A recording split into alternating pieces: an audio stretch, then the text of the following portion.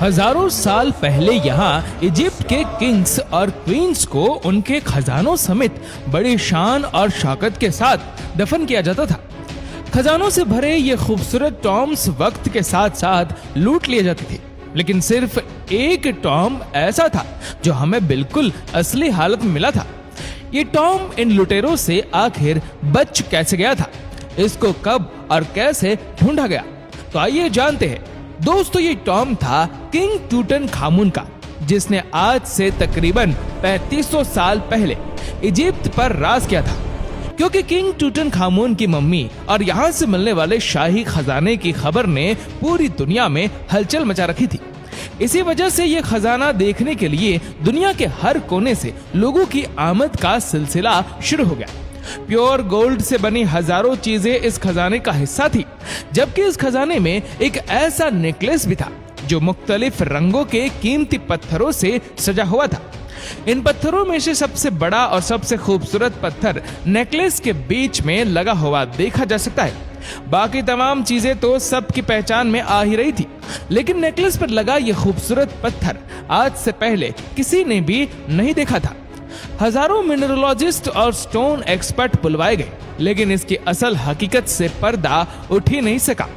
दोस्तों, हमारी दुनिया में अभी तक 200 से भी ज्यादा जेम स्टोन्स पाए जाते हैं, लेकिन हैरत अंगेज तौर पर यह अजीब पत्थर इन सब से काफी ज्यादा डिफरेंट था। कुछ तो था पत्थर के इस अनमोल टुकड़े में जो सबको चौंका देने वाला था। वहां के लोग ये बात मानने पर मजबूर हो गए कि टूटनखामुन के नेकलेस का ये पत्थर कोई जादुई पत्थर है या फिर ये किसी और प्लेनेट से लाया गया है। कई सालों के बाद साइंस स्थलों के और मिनरोलॉजिस्ट के एक ग्रुप ने इस पत्थर की असल हकीकत जानने के लिए इसका पहली बार लैब टेस्ट किया, क्योंकि उनका भी यही ख्याल था कि टेस्ट के जरिए जो कुछ भी होगा खुलकर सामने आ जाएगा।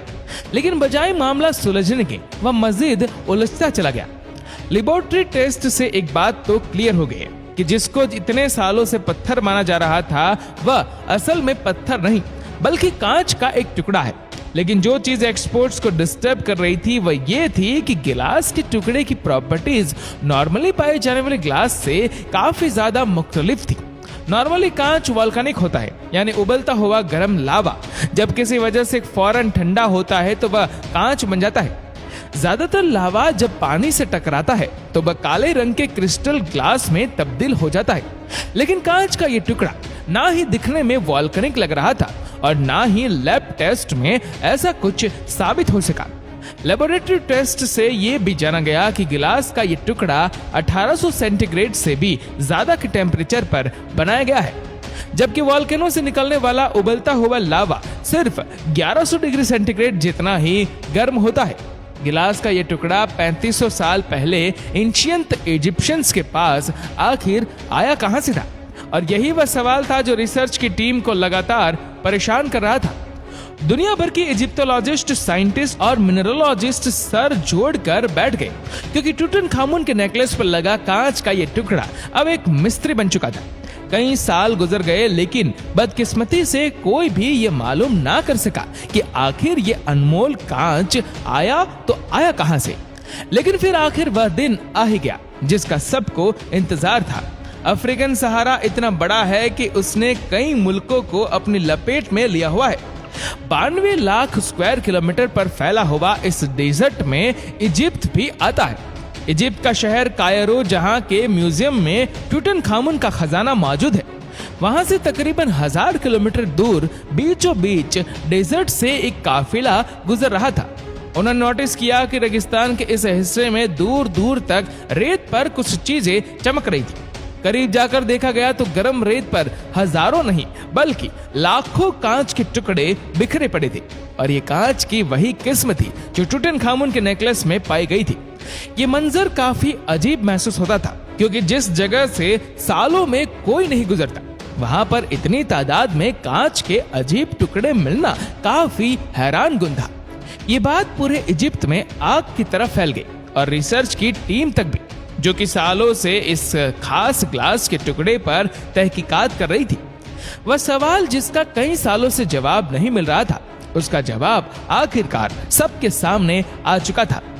टूटनखामुन का नेकलेस का कांच 1000 किलोमीटर डीप इजिप्ट के रेगिस्तान से लाया गया था, जिसको अब डेजर्ट गिलास का नाम दे दिया गया।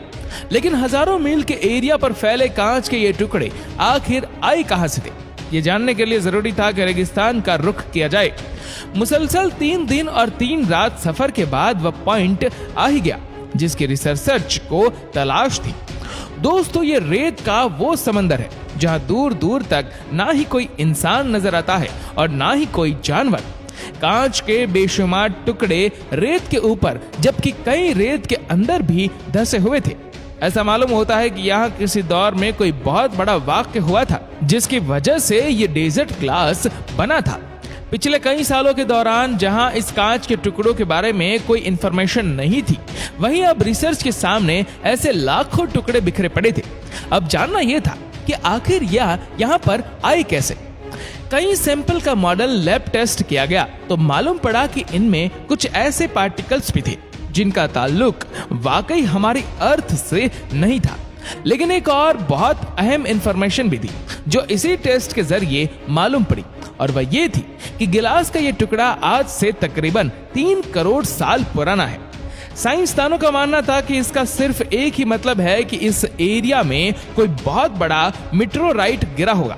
वैसे तो अर्थ की तरफ रोजाना कई मीटेओराइट आते हैं, लेकिन जैसे ही वह अर्थ के एटमॉस्फेयर में दाखिल होते हैं तो फ्रिक्शन की वजह से इनमें आग भड़क जाती और वह जमीन पर गिरने से भी पहले भाप बनकर उड़ जाते हैं। लेकिन अगर किसी मीटेओराइट का साइज काफी बड़ा हो तो वह हमारी जमीन तक पहुंचने में कामयाब हो जाता है, और जाहिर है उसके नतीजे में काफी ज्यादा नुकसान भी होता है। मीटेओराइट के जमीन पर गिरने की वजह से होने वाला धमाका न्यूक्लियर बॉम्ब के धमाके से भी 10,000 गुना ज्यादा होता है, और उसके नतीजे में निकलने वाली गर्माइश इतनी ही होती है जितना सूरज का सरफेस गर्म होता है। मीटेओराइट के गिरने की सबसे बड़ी निशानी ये होती है कि वह जमीन पर बहुत बड़ा क्रेटर छोड़ जाते हैं, इतना बड़ा कि ऐसा लगता है कि आप किसी खाई के किनारे पर खड़े हो। लेकिन रेगिस्तान के इस हिस्से में दूर दूर तक ऐसा कोई क्रेटर मौजूद नहीं था जिसको देखकर ये लगे कि यहाँ कोई मीटेओराइट गिरा था। डेजर्ट ग्लास की मिस्ट्री एक के बाद एक नया मोड़ ले रही थी।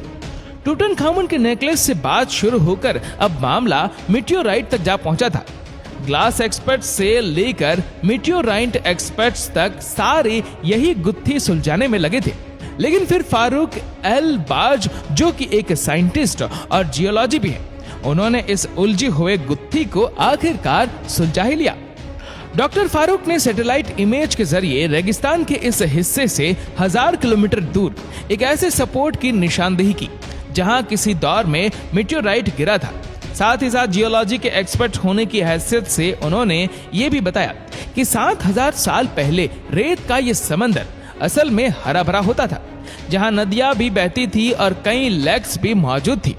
क्योंकि ये गिलास 3 करोड़ साल पुराना है और तब यहाँ का नक्शा अलग हुआ करता था। यहाँ से 100 किलोमीटर दूर सैंडस्टोन के इन पहाड़ों पर जब आग से भरा मीटेओराइट गिरा तो उसने एक ही झटके में सैंडस्टोन को पिघला दिया होगा।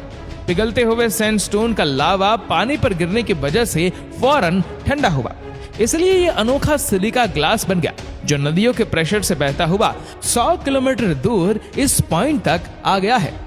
दोस्तों, डेजर्ट ग्लास की मिस्ट्री को सॉल्व करने में साइंसदानों को पूरे 100 साल लगे और इस ग्लास को डेजर्ट या फिर प्योर सिलिका ग्लास भी कहा जाता है, जो कि सिर्फ अफ्रीका के इस डेजर्ट में ही पाया जाता है।